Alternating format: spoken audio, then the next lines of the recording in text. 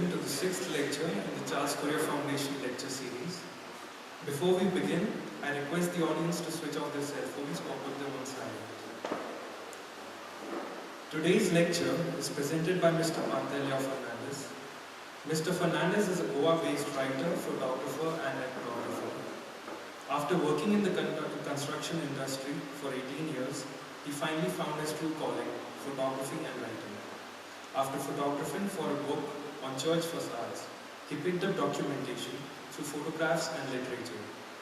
In 2007, his book 100 Goan Experiences was released, which sought to take the Goans in deep nooks and crevices of the Goan hinterlands. The book has sold more than 13,000 copies. Mr. Pantelya then began documenting the Zatras, feasts and traditions. In due course of time, he had a collection of photographs which he thought had to be published in large format to do justice to them. Thus, in 2011, his book Goa Remembered was released. His photographs have also appeared in Merck publications. He is currently working on a book of short stories for children. Mr. Pantelya now roams the villages of Goa to experience firsthand the warm spirits of the villages. His presentation is an overview of people engaged in traditional occupations of Goa, whom he interviewed in course of his village sojourns. The portraits of these people are the subject of his new coffee table book entitled Traditional Occupations of Goa. Mr. Pantelya has requested the audience to feel free to ask any questions during his presentation. Mr. Pantelya, we welcome you, sir.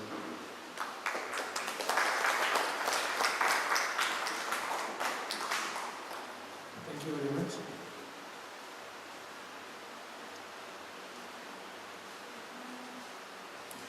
To begin with, I want to thank Charles for inviting me to give a presentation on my favorite topic, traditional occupations of Goa.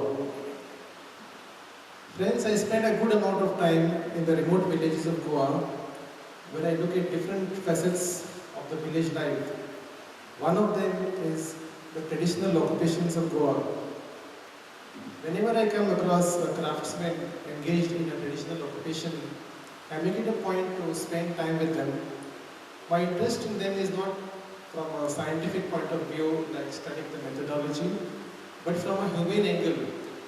When you discuss with them, they share their feelings, their shattered dreams, their aspirations, what they think went wrong, and why these occupations that have supported generations of their ancestors are no longer capable of supporting them. And this is what I will briefly touch on in today's presentation. But before that, I will explain how I managed to revive a dead occupation just for a day. When I visited Girdoli, I looked up for the traditional mandri makers. Mandri is the mat which you can see in the photograph. As the village of Girdoli is known to be a hub for this particular activity. Inquiries at different boards revealed that this occupation, which had sustained the village for generations, was dead. Not a single person made these famous mandris anymore. Not the one to give up so easily, I asked for someone who would at least explain the procedure of mandri making to me. I was directed to Celestine Cardoz, an elderly woman living alone in the village. There you can see her holding a couple of mandris. One of them is untrimmed, one of them is ready. When I explained to her my quest to document the process of mandri making, her face lit up. She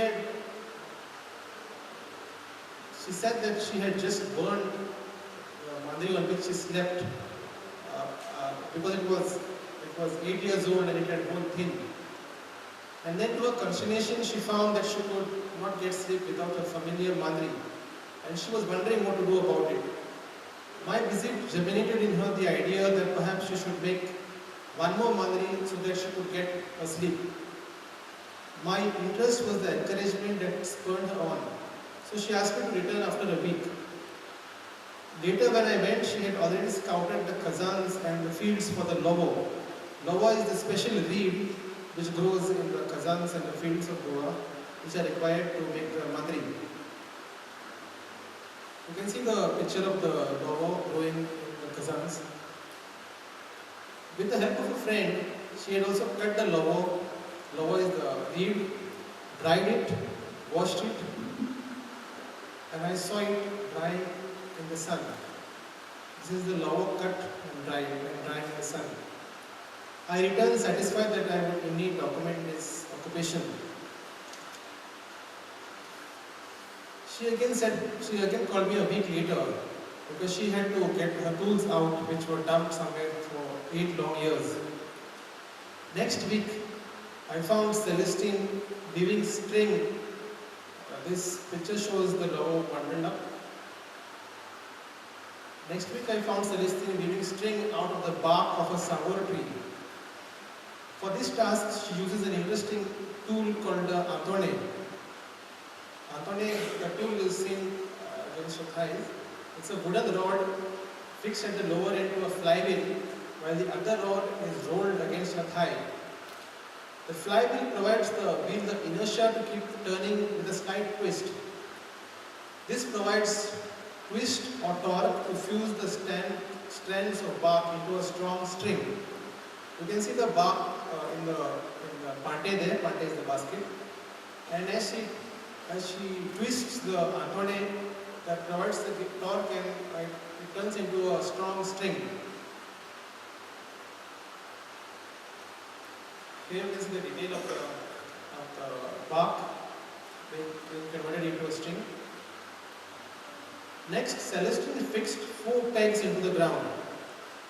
She fixed the Goili Adi, that is a bamboo, to the upper pegs, and the Sokoili Adi, that is another bamboo, to the lower pegs. She wound the homemade string around a 2 wadi as shown in the photographs. However, the string had to be passed through notches in a wooden beam which she called the kam. You can see the kam there, the string has to pass through that. A bamboo was inserted to the strings to keep them well separated and prevent them from getting entangled. The required tension is being given right now by these 2 women to the string by pulling the rope used to attach the adi to the pegs. So they are giving tension and pulling tying the adi to the pegs. Here Celestine is now sitting at the Goili adi and her favorite activity is going on. The minute she sat, after even though 8 long years had passed, you can see her hands literally flying. I could not catch them on the camera. They are appearing like a blur. She just, within seconds, she had put so much of straw there and a small part of the mat was ready. Moving from her right to the left, she passed the blades of the lower alternatively through the strings. Her friend sitting on the other side would pass a single blade to her from the other side, and this would come straight without alternating. After 4 inches of blades were inserted, she used the kam to compact them. And you can see the kam.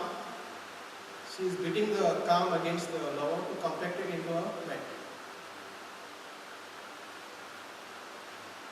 Celestine constantly used water from the pot to moisten the strings. The strings which she made have to be slimy. This slime contained within the bark, it served as a lubricant between her hands and the strings. Otherwise, her hands would suffer cuts. When I asked her whether any bark would do, she replied that the hands get cuts and it has to be slimy. 2 hours later, you can see the progress. The mat is almost completed.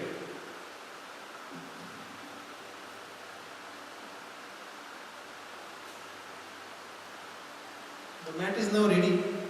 So Celestine got her needle. Needle is kind of a sickle. She brings it out and she cuts the strings with which it is attached to the Sokoili adi.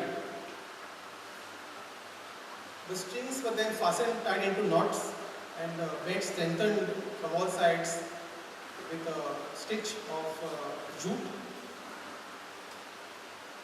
And here she is, one mat, she has trimmed the edges the other mat is not yet trimmed. Here she is all smiles. She's got her mat to sleep on. Now this traditional occupation, which is using absolutely only the waste reeds from the fields and the bark of a tree, is dead. But if I could revive it for a day, if I could convince her to start it so that I could document it, I think these traditions which are dead can actually be revived. Besides providing a very soft base for people to sleep, the mats are also very fragrant and they are they are heat insulators. They can also be used as window shades to prevent the heat of the sun from entering.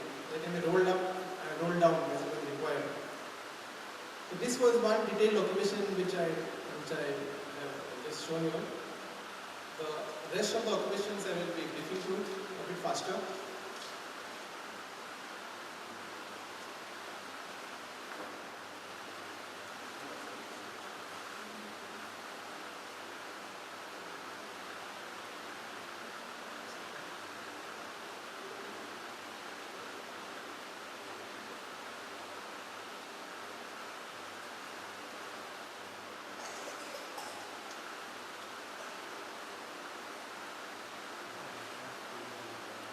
In far-flung hamlet at Agonda, I found Thaumaturgo Fernandes busy in his rustic little shed.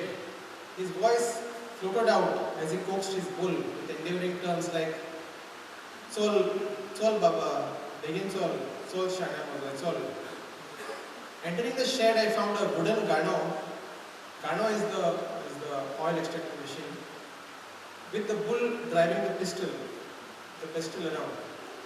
The gano consists of parts like the dadi is the bone, the musul is the piston, the topre and the kator. Kator is the counterweight which tensions the gano to give the required tension. Most of the wood is jackwood, but the grinding parts like the pestle and the bowl is made of kusum, harder wood. These parts last from 5 to 10 years. The gano itself is 40 years and Thaumaturgo has taken up the occupation from his father. After a few hours, the bull is given hay, water and rest, while another bull takes its place and the work continues. Thaumaturgo does not find the time to rest. Outside the shed is another gano, run by his wife. The two of them work as long as there is enough cobre to grind. Cobre is the kernel. He has to boost his income by rearing pigs. At this point, I would like to tell the audience if they have any questions, they can interrupt me and ask any questions.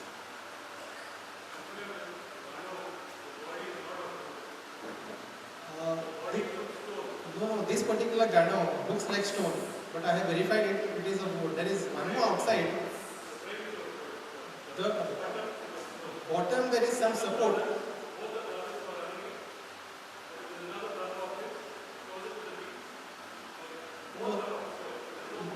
No, those are stone. These are wood because I have gone and I have checked it personally by trying to put it. The what you consider support down to support it. That is some kind of a cement to keep that base. The base is wood, but there is one outside which is of stone. This one is of wood.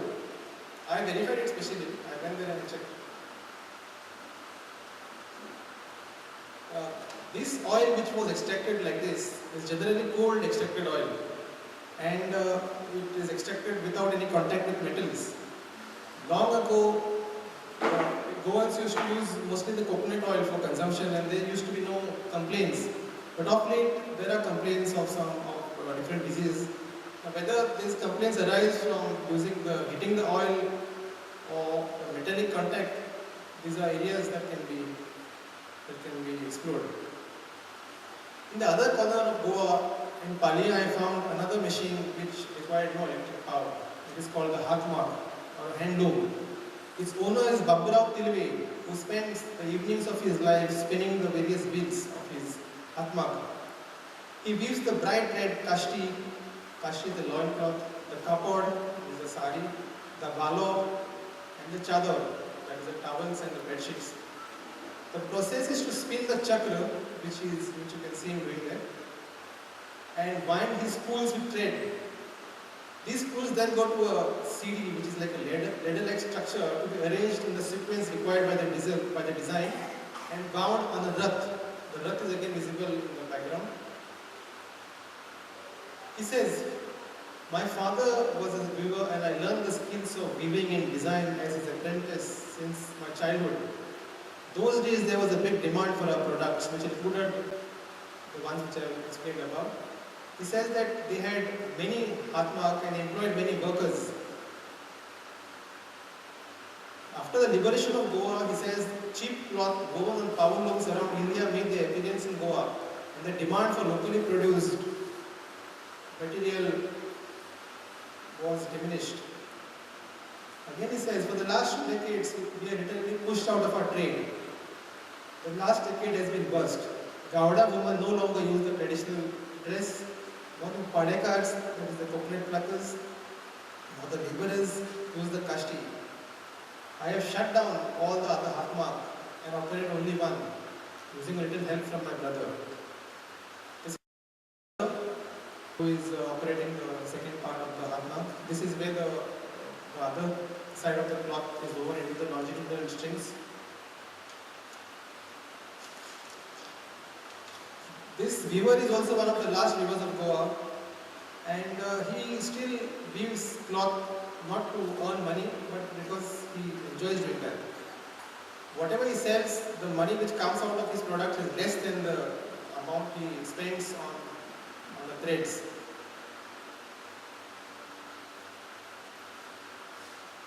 This is Jayant Arlekar Vodekar. He ferries people from the talukas of Perne to Picholi, from the villages of Sal and Alorna. When people come there to cross the river, they holler out, they whistle, and if he is on the other side, he has to come back, cross the river and come to take his people. Once he takes them there, the fee is just 5 rupees per trip.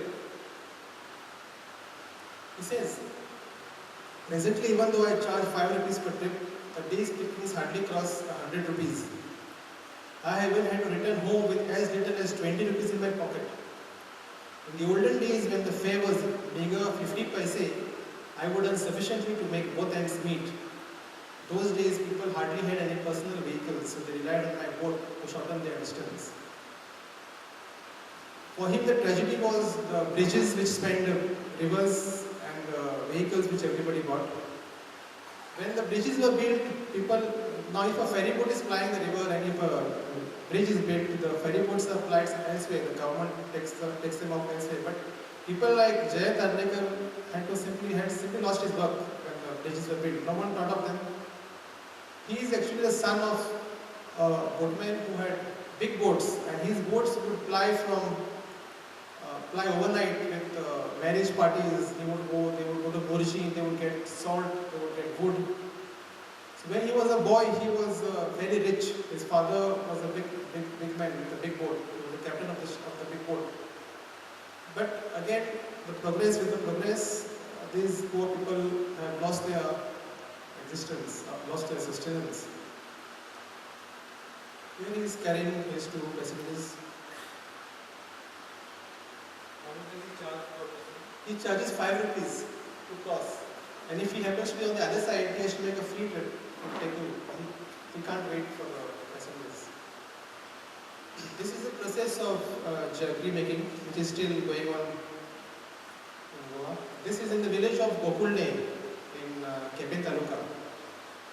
The person who is in charge of this operation is Tholu Sonu Gaonkar. They are very busy.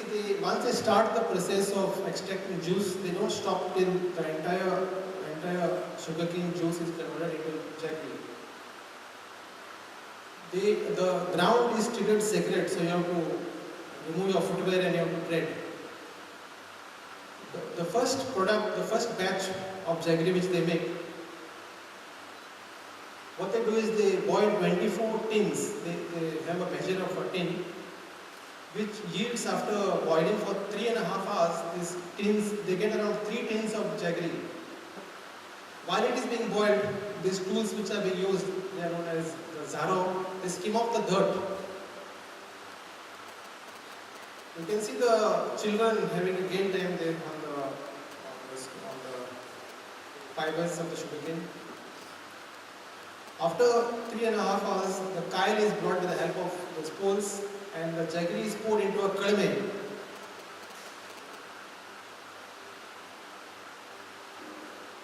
It requires around an hour to cool down. Once it cools down, there is another tool known as the zaro, with which they scoop the jaggery and put it in their tins. The first batch which they make jaggery, they fashion a small Ganesh out of this first batch of jaggery. And subsequently, each batch which comes out, a little bit is taken out and offered to this Ganesh. Finally, when the last batch, if they find any guest around, they take this molten jaggery, put it on a plantain leaf and offer it to the guests. It is very tasty, hot, sweet and very tasty.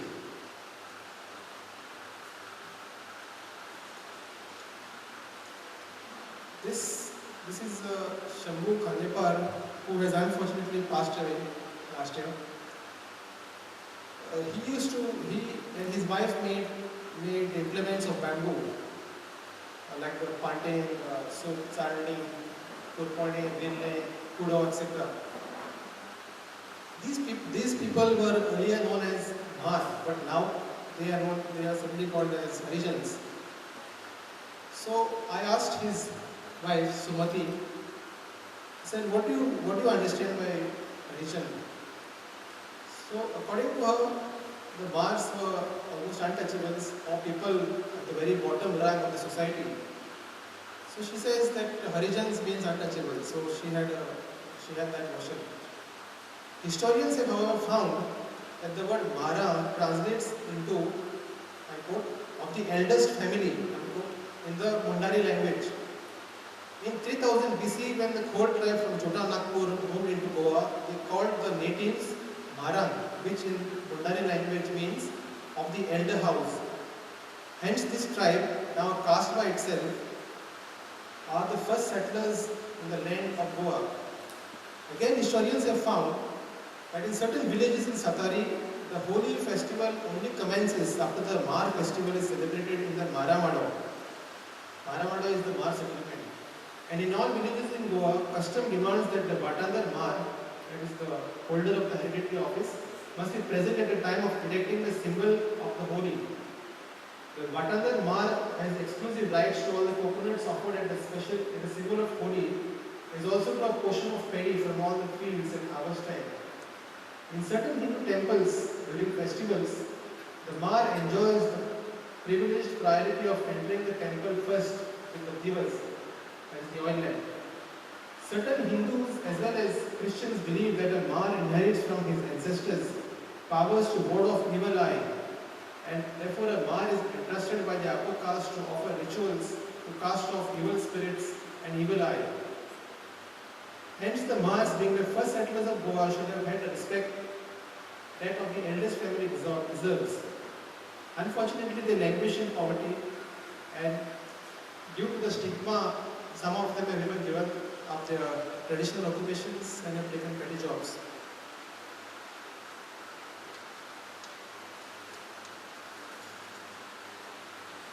Again, if anybody has any questions, they can shoot.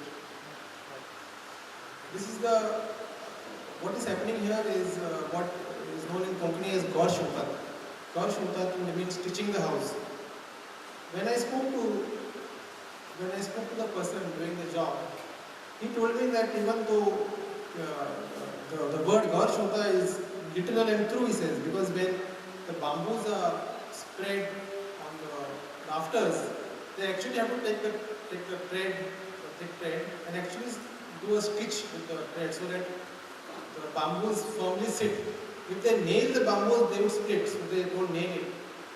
They have to actually stitch it. There is one one person by the name Mahadev Narayan from the same village who was an entrepreneur who manufactured these tiles. These tiles were manufactured locally in many villages. His son Vishwanath Phadke now runs a bar but remembers the entire manufacturing process in detail. He recalls, I quote, "We had a field that was leased from the Comunidad at an annual auction. The field was dug with the topsoil dumped aside. The middle soil and the soil deep in the pit were used as raw material to make the county nollie.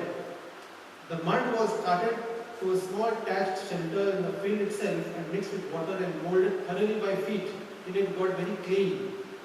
The clay was kept standing for 2 days before being shaped into balls." Vishwanath continues.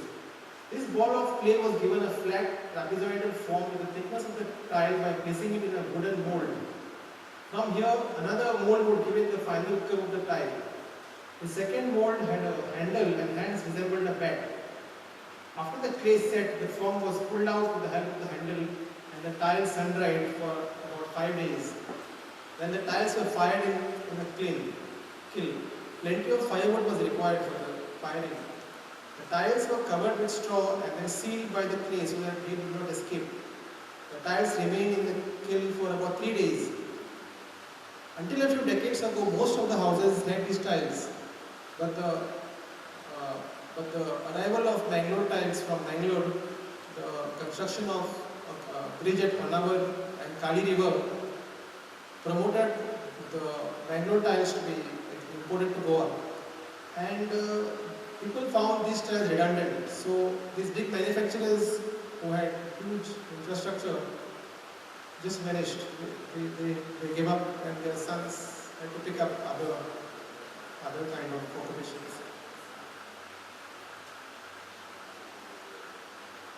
This is the weaving of a shindri. The one I had shown earlier was a mandri. This lady is from, she is Abolen.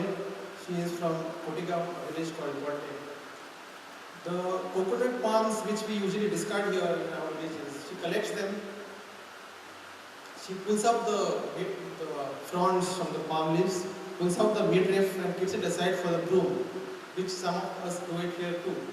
But here we discard the rest of the palm leaf, whereas Abole collects those discarded pieces. She cuts them, she describes in lengths of 4 moot. She says moot, 4 moot means 4 hands, 4 fists. These are then tied in a bundle. Then she starts weaving them up, and what she produces a long roll of what she calls the part. This part has taken 7 palm leaves and 12 days to weave, she says. She actually means the free hours she spares on each day. In order to make the shinri, I have to use another 7 leaves and labor for another 12 days. Then I cut a part to the required length, which is the height of the average human being, and join them laterally with a fiber from the keoni tree bark. For a single shindri, I join between 9 to 11 pata, whereas to accommodate a couple, 14 pata are required. As a finishing touch, all the 4 borders are sealed with a folded part that prevents the shindri from opening up. This is the finished product. These shandris are mostly used by most people in these remote villages. These shandris too are very comfortable, they are very cool, and they last for quite some time. The procedure to make these shandris is not very difficult, but we find that in talukas, coastal talukas, people just waste the palm leaves. Nowadays, no one makes even the brooms.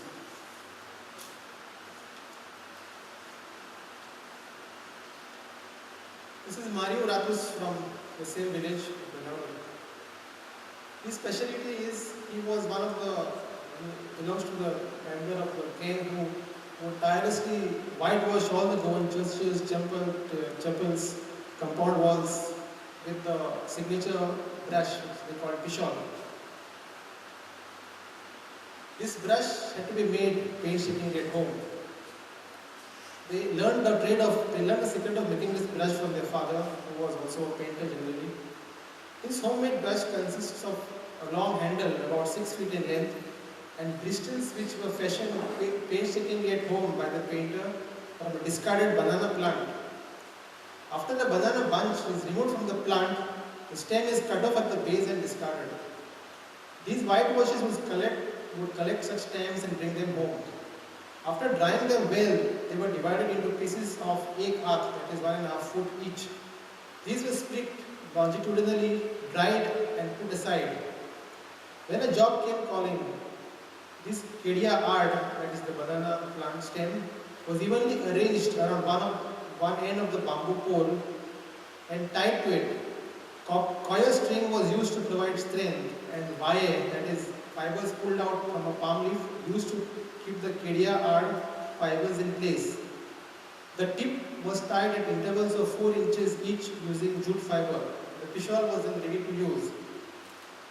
Mario discloses that they made these pishols at home for various reasons. First and foremost, being made of natural materials available in the village, the cost of the brush was almost nil. Secondly, the stick eliminated the use of a ladder. Without the ladder, the people were firm-footed and worked very efficiently, worked very fast. Once the pishol was used for a few hours, the tip got worn off. So a second part of the tip had to be released. At the end of hard day's work, the entire brush would be worn out.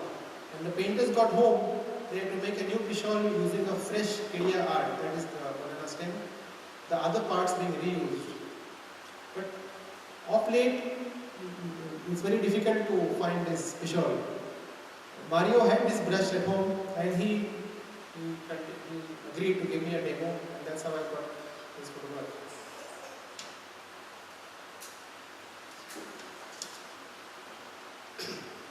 Seen in the photograph is Gilerin Dias from Kunkoli, who is a blacksmith. He is a third or fourth generation blacksmith. He is very happily doing his work, as can be seen. He has got 2 able-bodied sons who have studied up to the 12th. But he needs help, but these sons are not willing to help him. His daughter, who is in school, is happily pumping the bellows.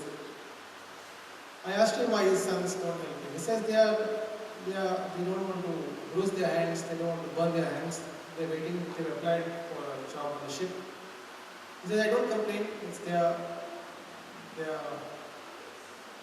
wish, they can do what they want. So once Gilein quits, another traditional occupation will run. This is an interesting occupation of converting coir into rope. This is seen in the photo is Rati Madan from Sioni. She is an illiterate widow. But thanks to this occupation, she is not a burden to her family.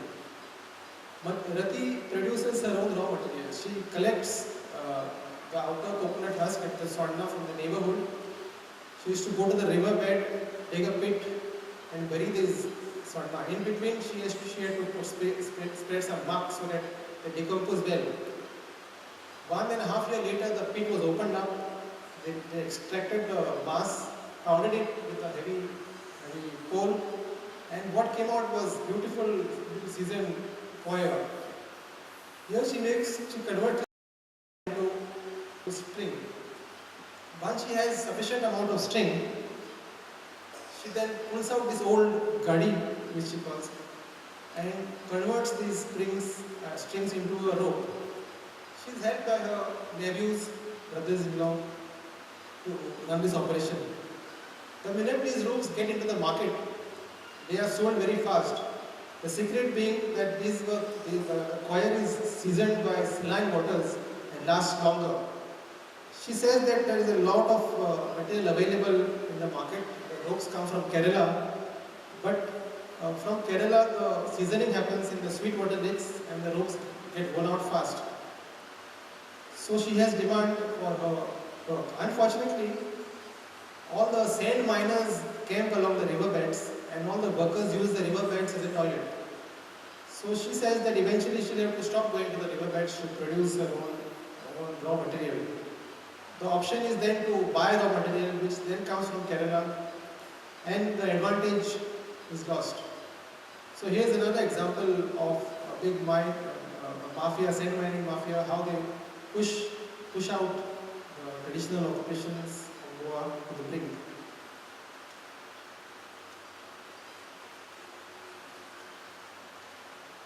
This is Anand.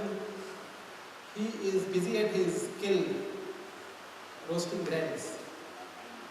His sister, it's a family business. Their father was a traditional roaster of grams. They buy these grams from outside and they process these grams and they sell them at various jatras and feasts. Reshma his sister is a BA who's done well, and Anand has got his first class in BSc. But he never thought of knocking on the doors for a job. He loves this occupation and he simply, even though his father was against it, his father said, you are educated, do something else. But Anand said, no, I like this job and I'll do it. So here he is merrily at his work. These are the Chane in the party. Seen here is Jimo Dhaku Varak from Devrain, Netravadi. Netravadi is home to some Dangar families. Dangars were known for the products they would churn out of milk. Jimo Dhaku Varak was one of the most respected members of the hamlet. According to him, the Dangars were originated from Pandharpur, Kashikand. As they grazed their cattle and moved from place to place in search of pastures, they landed here some centuries back and stayed on. Once they settled down, they cleared the nearby areas of forest and began cultivating ragi. Actually, the fields would be fertilized with cow dung and yielded good results, good harvest. So the staple diet of the residents became nachni bakar, that is flat bread, and nachni amil, that is gruel made by mixing curds with nachni flour. Jimo mentions that early in the morning they just had tak, that is curds, and went to the jungles to graze cattle. That food, he says, would take care of them for the whole day. Upon returning at dusk, they would have bakar and nachni amil. Jimo informs that out in the jungles, they drank from the springs high up in the mountains. The water, which observed medicinal properties from the roots and soil, kept them healthy and even neutralized the ill effects of liquor or the pan chewing habit. They did not face any health issues. Life, he said, was easy without hardship. Jimo bemoans the fact that in recent times they are prone to disease from the tap water. He complains that even the doctors cannot diagnose these ailments properly and that their money is wasted on them. Jimo describes a typical day in the life of Dangar. They rise early by 4 o'clock, 4 a.m., release their buffaloes, clean the sheds of dung. After the cows are milked, they are led by some men to graze. The people left behind, including the women, start churning the curds to produce loni, the milk product Dangars are famous for. The previous night, milk is kept in containers to produce tak, which they call as doodh murwane galam. In the morning, the tak formed is churned with wooden churners turned by string, a skillful activity that involves 2 people. After churning,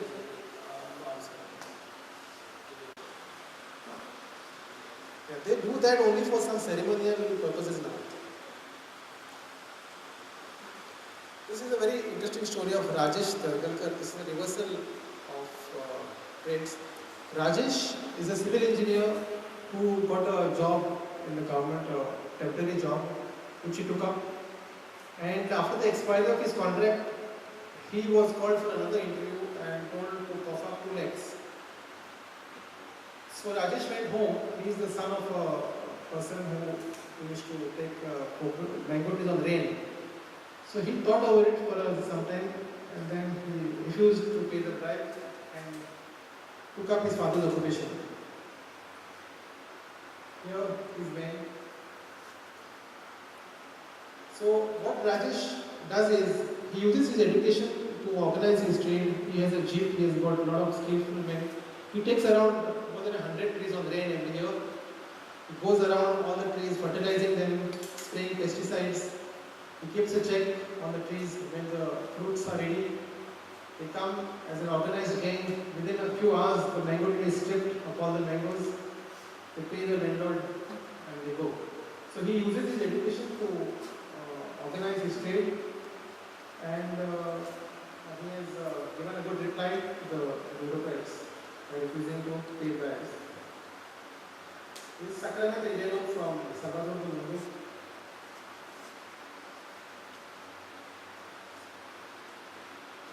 Should be more and more people of his time who judges to take that from that? Absolutely. This family uses a very traditional method of extracting liquor from cashews. If we look around, most of us notice that people nowadays use a coil to distill the liquor. Sacrament Rebelo is very old. She just has her son now. She has been doing this all her life. Her son tells me, he speaks about his wisdom of his ancestors. This method, that is of extracting liquor using the launi is a spot which can be seen, has the wisdom of our ancestors. Our launi was purchased 25 years ago, while the kodin, that is the container down, the earthen container down, the bath, has been used for more than 30 years. The Feni district uses the good old launi, is known as launi to sorrow. It's wonderful to taste. It is the real Feni of Goa, the true connoisseurs of Feni demand. They are ready to pay the price it demands, it deserves. Launito sorrow does not cause any problem after consumption. A metallic coil is prone to erosion and can adversely affect the taste of Feni. Another advantage is that our regular customers buy our stuff, buy the cow-sow, that is by the potful, whatever quantity we distill. It's in demand and is always sold out. Even if the rate is a little higher, our customers still prefer our Launito sorrow. Out of the 100 liters of juice, we get 15 liters of urrak, he says. These 15 liters of urrak are mixed with fresh juice and distilled.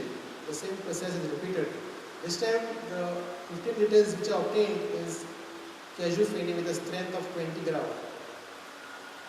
Another interesting feature here is the people who set up this distillery have to pay the government. So only one of them sets this up, and all the other people come and share this. They take turns at extracting liquor.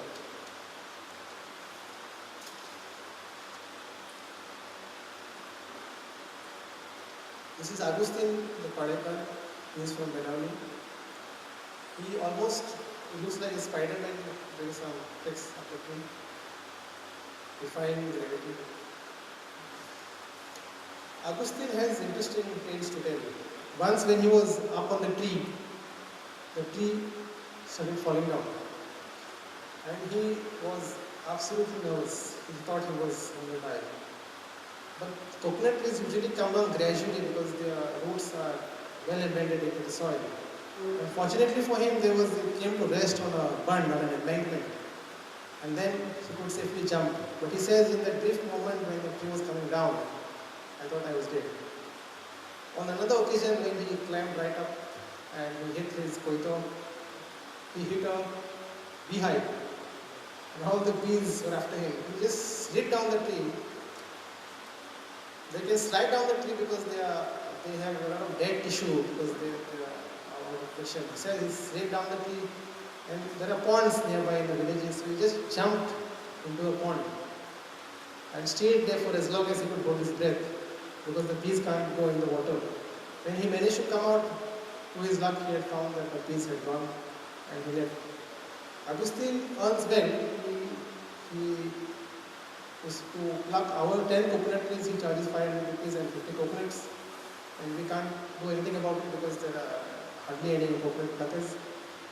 He too has 2 sons, but they prefer to work in some unit as a cook or as a helper.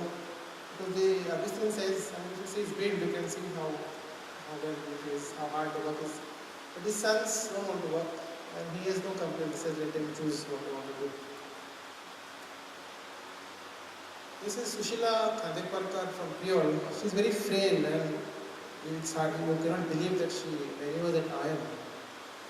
When she was a child, she used to help her parents, help with the chores. They were from the same family, of Bobby family. When she got married, she got widowed at an early age. She was left with 2 children.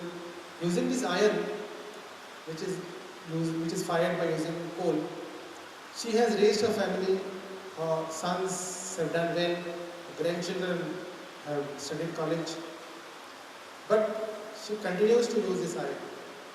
She has passed away some time back. Till she died, she worked, she did not want to burden herself, and you can see the way, it's the iron, so quite This is Kamlakar Chitari from the Chitari family of Kongoli. This tribe is engaged in the making of these parts with his wife. When he got married, he got a boost to his occupation because his wife would help him paint. These are some of the products. This is a parle which most Goan people, Goan children, people use this. This is the Vaje which is given to the newly married girl for the Ganesh Matoli. This is all made by them. The most important item they made was the tita. It was a small item resembling a dumbbell which an infant could hold, and teeth. He could cut its teeth using the tita. They used to use a lac to coat the tita so that the pain wouldn't come out. Of late, however, lac is not available and they use paint, and that's the reason they don't make the tita anymore.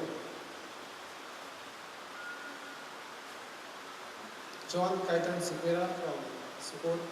He gives a brief overview of his occupation. He says, the clay required for a day's work is soaked overnight. The next morning it has to be kneaded just like a baker's dough. Dry powder from the laterite quarry is used to stabilize the mix. A big chunk of clay is placed in the center of the wheel, and the wheel rotated by hand. While the wheel rotates, Jose's hands, as can be seen, shape the clay into a pot. When it is finished, it is lifted off the wheel, but the bottom is left unfinished and incomplete. It is set overnight for curing. The potter then uses a set of beating tools and beats the bottom till it fuses into one seamless pot or a container. It is then cured further, depending on the potter's judgment, before being baked in an oven. After it is sufficiently baked, it is ready to cook. Jose's daughter lends him a helping hand while his wife markets the goods at the Maksa market. He has two sons, and as in most cases they have shied away from soiling their hands. Says Jose, I do not want to force anything on them. They have opted out of this traditional business. Actually, even though the income is modest, the satisfaction is high. By their own choice, one of them is a painter and the other one cooks at a hotel. 50% of their income is spent by way of firewood and transportation and cost of the clay. The balance 50% remains as profit. But however, the breakages are high, and sometimes he has lost a whole load of his fragile way. One of the main problem for pottery is the invasion of plastics into the market. But now he says plastics and aluminium cookware. But now he says people are aware of the health benefits of cooking pots as against aluminium, and the demand is returning. I'm going to my final occupation. This is Dilip Mohan Panginkar. He is a Bajantri in a temple. What he is playing is known as a taso.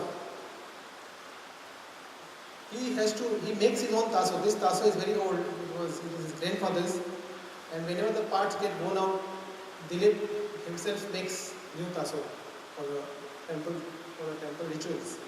He explains the making of the taso. For the taso, he says, we prefer a female goat skin as being thin, it produces the right sound. Male goat skins being thick skinned, their skins are used for the dhol because of his bass sound. The skin free from fur is soaked in water for a couple of hours before being stretched tightly over an iron ring. Approximately 1.5 foot in diameter.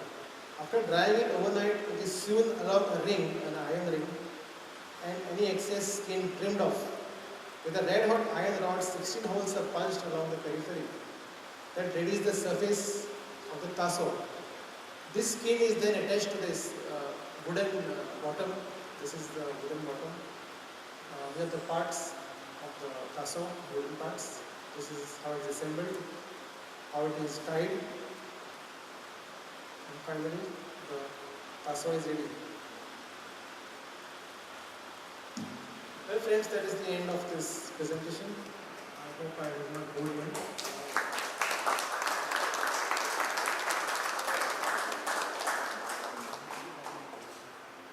Yeah, I am still open to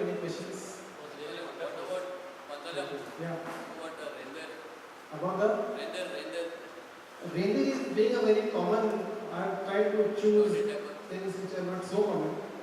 These are just around 20 or 18 occupations. I have got 100 occupations, but time should permit. Total you have got 18. Yeah, and anyway, my book is coming up soon. They will be documenting, they have documented 50 occupations. It will be out soon in there are very detailed photographs and detailed notes in the book. Any more questions? Anybody, any interest? It was an interesting presentation. What I wanted to ask you is, have you, what are the rates for each of these occupations, like the potters? What are their normal incomes, in the sense which could be a monthly income, or how much do they charge? The fees vary from, say, 20 rupees to... Yeah, I tried to ask them. They can't be specific. Like the Arya Mama was charging a fee of 5 rupees. Then, but the potter, for example, their rates now. I have interviewed this potter 5 years back, and the rates he has told me, but I did not include them because I'm sure they are outdated. This has taken me a long time because it takes.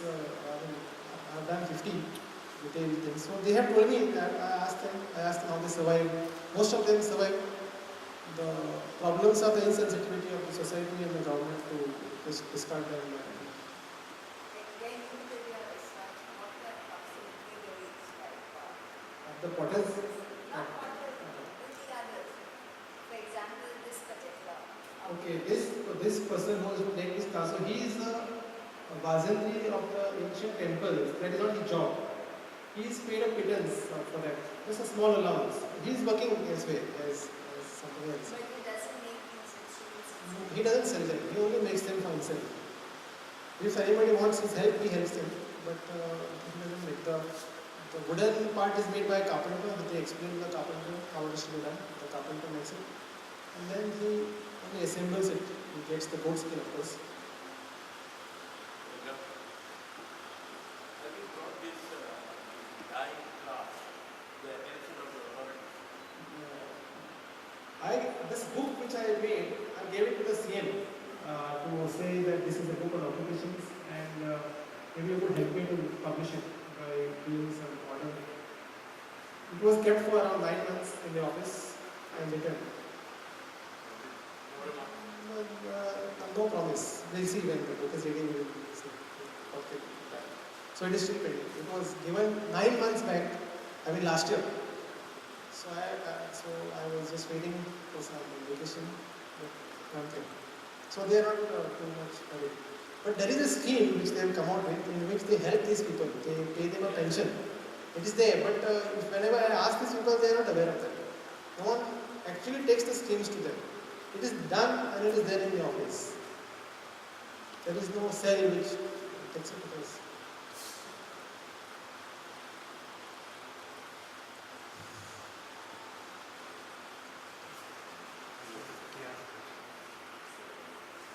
You know, I love your passion and way you get involved with this work and this thing.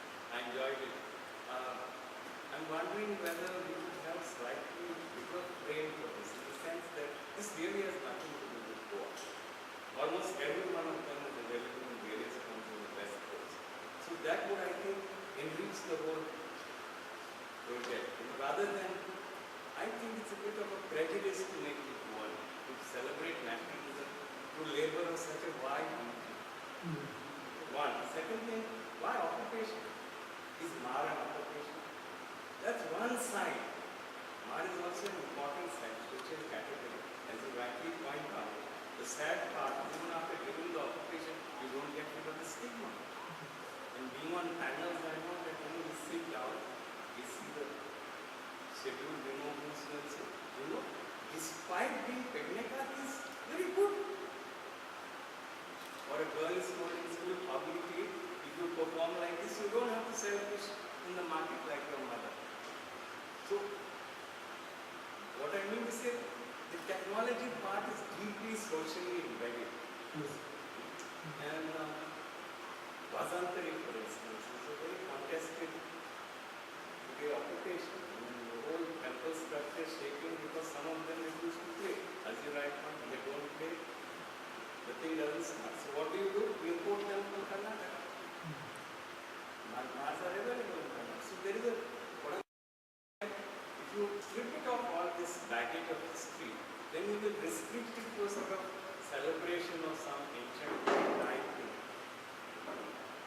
some cases it's sad that it's not dying fast enough. And stigma is so strong, no? So, I mean, how to retain the passion that you have, that kind of reach, and some way open up the frame to wider. So maybe say for instance, sort of occupation, is it a history of skill, creativity and labor? Occupation restricts it, no? This is much skill, creativity, yes, so much is involved in it. A celebration of collective creativity, because we cannot root, like today I am so particular, who did this book, Pantaya? Well, there is generations of whole notion of new notion of creativity and creativity. So I don't know. So I would suggest that also it might be easier to get funding if you broaden the frame. If you stick to Goa, you have only one chief minister of Goa. But if you say West Coast, it's richer, it challenges some of our prejudice. So, yeah, can we retain your passion and open out the prejudice? I think he's asking you to co-authorship. No, I'm also saying this because right now UNESCO is going to pump in a lot of money into the country for what they call intangible cultures. So documenting all this technology is going to be a very big priority. Actually, one of my interests is also to document Konkani speaking pockets along the coast. But I don't work, I've given up. To do this, you need to give up your occupation. I've given up construction to where the money is to come. And to do this itself is a big struggle. To get out of Goa, where you need to stay, I mean, here I come back at night and I have free food and bed. So that requires if there is somebody who can. You don't have to get out. We call this a case study. No, but you have to go out. But you need to go and study. I'm not sure. You have done so much already. You cannot do. What I'm saying is, have a brighter frame. This is the West Coast Goa case study. That's it. Okay. That will, I can discuss it. Let's read I will discuss it.